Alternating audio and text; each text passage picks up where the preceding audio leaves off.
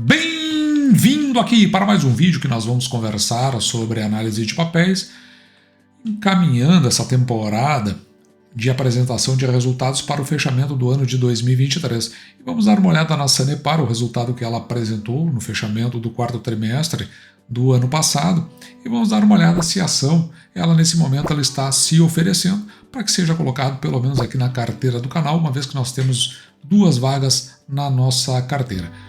Hoje é dia 20 de fevereiro de 2024.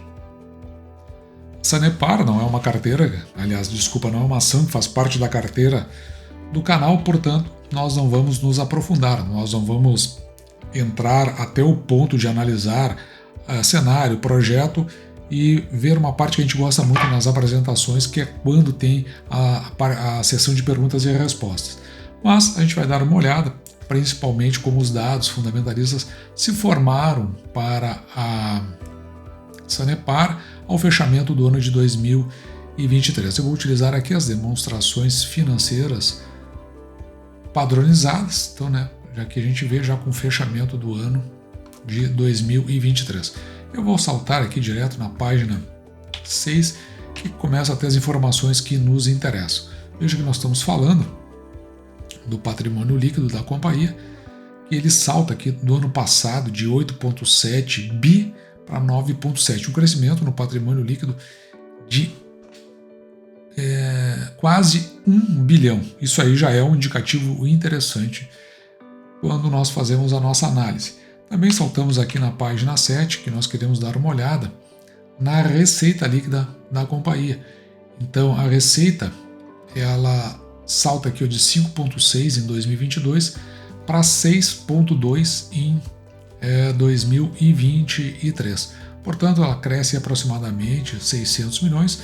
Com isso, o lucro líquido ele salta de 1,1 bi para 1,5, um crescimento bastante interessante, porque é justamente daí que vem, ou pelo menos a gente pode conceber, a origem dos proventos que são pagos por ações. Todos esses dados serão transportados depois para a nossa tabela lá no final de análise fundamentalista, onde nós teremos os indicadores fundamentalistas da Sanepar. Chegamos à parte onde tem os slides com as apresentações que foram feitas por decorrência do exercício aqui de 2024 na teleconferência de resultados. Já nos destaques nós podemos ver que no caso da receita líquida ela cresce 10,9%, o EBITDA evolui 27,3% e o lucro líquido da companhia cresce 36,6%. Isso aí sempre quando comparado com o exercício de 2022. Veja que por isso que tem este 23 aqui, ó. Então todo o ano de 23 comparado com todo o ano de 2022. Nesta parte do resultado operacional, eu até acho que a apresentação da Sanepar é uma das melhores que tem, mas veja que aqui ele separa em água e em esgoto. E nós podemos verificar que o volume faturado de água ele cresce 4,7% e o volume faturado do esgoto 6,8%. A inadimplência cai 2,4% em 2023, uma variação de 5,8 pontos percentuais, ao passo que as perdas por ligação elas caem 2,3%. Se você for olhar a apresentação, ela possui aqui os seus índices de performance que são dados através desses covenants. Veja aqui, por exemplo, ele coloca aqui a dívida bancária líquida sobre, deixa eu pegar um marcador melhor, a dívida bancária líquida sobre o EBITDA ajustado. Então você vai ver aqui que esse valor tem que estar em menos de 3, o indicador, e ele está aqui em 1,48, então ele está bem abaixo. O que isso aí significa?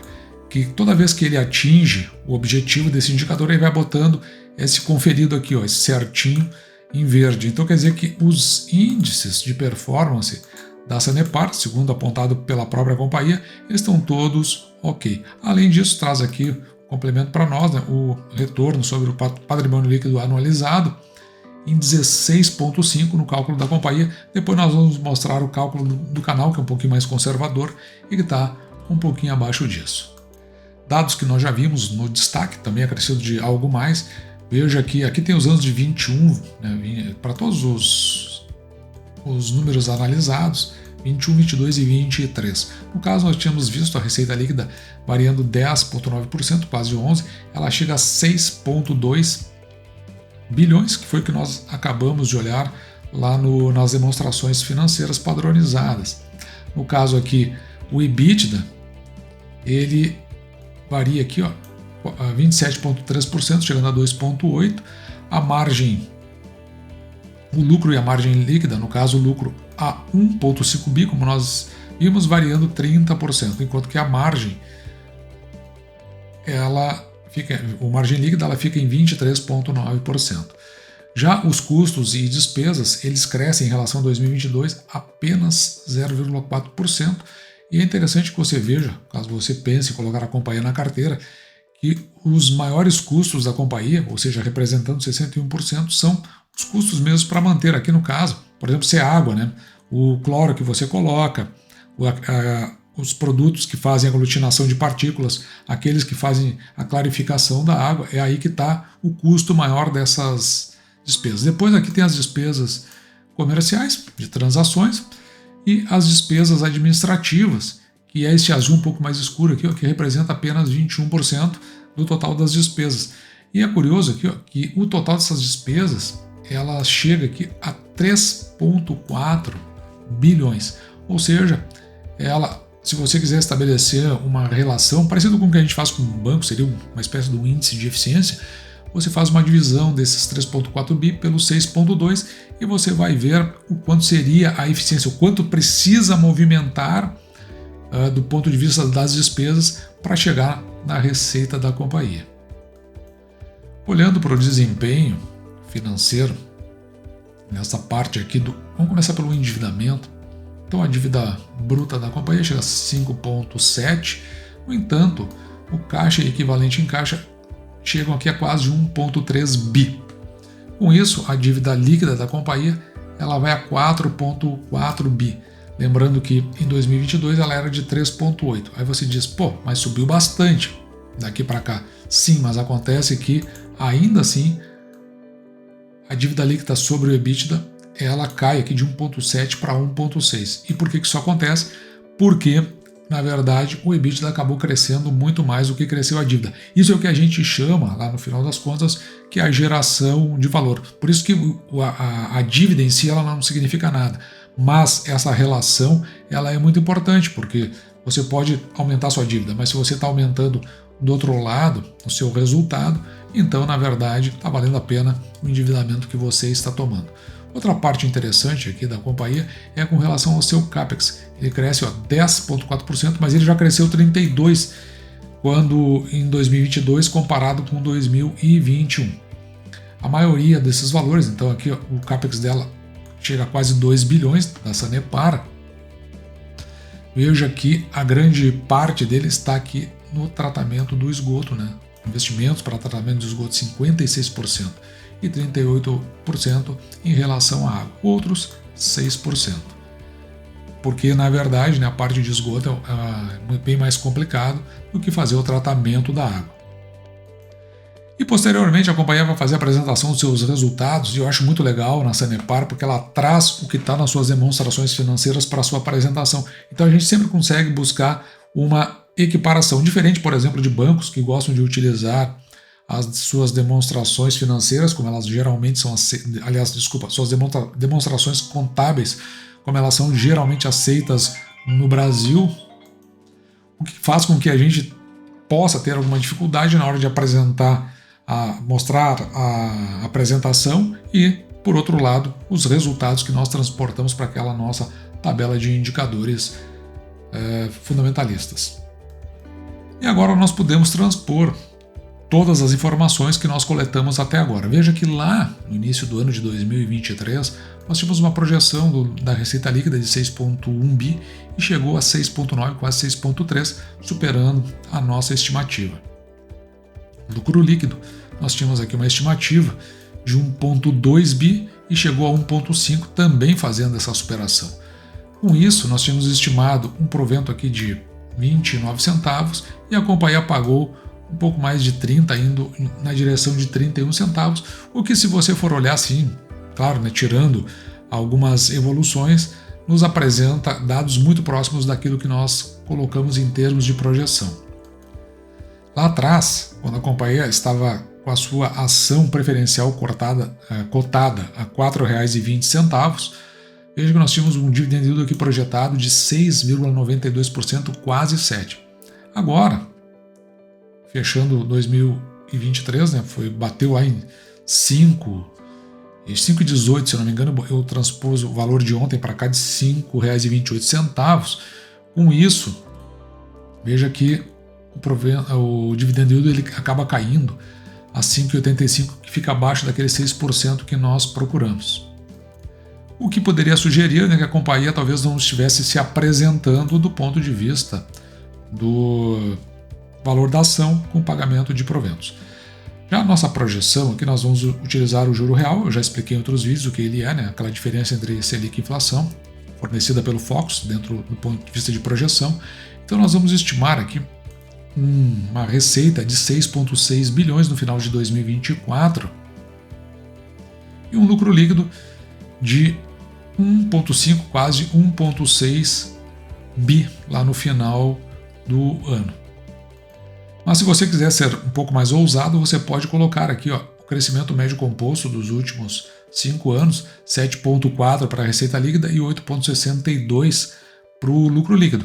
Também é possível você fazer, vai ter um resultado melhor e você pode colocar uma expectativa melhor. Eu prefiro andar nessa linha mais conservadora. Também, veja que na média a companhia tem pago aqui um payout de 34,23%, o percentual do lucro líquido que ela paga. No entanto, no ano passado ela pagou 30,73%, então eu vou manter esse 30,73%, o que vai dar uma visão mais conservadora também em termos de proventos, chegando aqui a 32 centavos. Para esses 32 centavos, se dividirmos esse valor por 6%, nós vamos ter aqui um preço teto, quando olhamos para a projeção, de R$ 5,36. Ao tempo deste vídeo, a ação estava cotada, como eu disse, R$ 5,28. No entanto, nós precisamos considerar que, nos últimos 5 anos, a Sanepar pagou em média 27 centavos por ação, o que nos dá um preço teto de R$ 4,44. Portanto, ele está muito deslocado. Mas a gente precisa considerar que talvez a companhia não tenha feito, né, os investimentos mais necessários nos anos de 2019, 2020, período pandêmico, 2021 a continuação desse período. Então dá para ter um desconto sobre isso. Outra questão aqui com relação ao patrimônio líquido, que ele chega a 9,7. Veja que esse patrimônio líquido de 9,7 bi, ele tem um crescimento de quase 11% no comparativo ano contra ano, o que é muito importante isso, porque significa que realmente teve resultado o CAPEX aplicado pela companhia.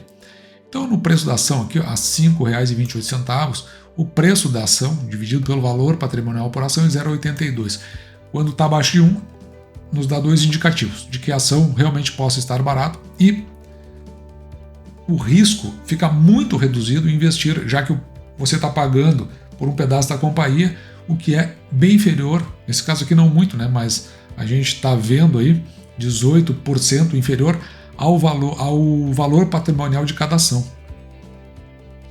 Já o preço da ação, dividido pelo lucro líquido por ação, nós temos aqui em 5,05, significa que se você compra a 5,28, você vai retornar em termos de lucro líquido, não é em termos de dividendos, em termos de lucro líquido, em 5 anos. Com isso, se pagar o valor que nós estamos estimando de 32 centavos, nós vamos chegar a um dividend yield aqui de 6,09, o que está acima daqueles 6%, pelo menos um pouquinho, né, que nós procuramos. Está em linha. Já o retorno sobre o patrimônio líquido, veja, 16,23, até está bem em sintonia com o que a companhia apresentou ou mostrou na sua apresentação. E todos esses dados são transportados para o nosso comparativo, saneamento a saneamento. A gente faz normalmente Sanepar e Copasa, e todos os dados eles acabam constando aqui.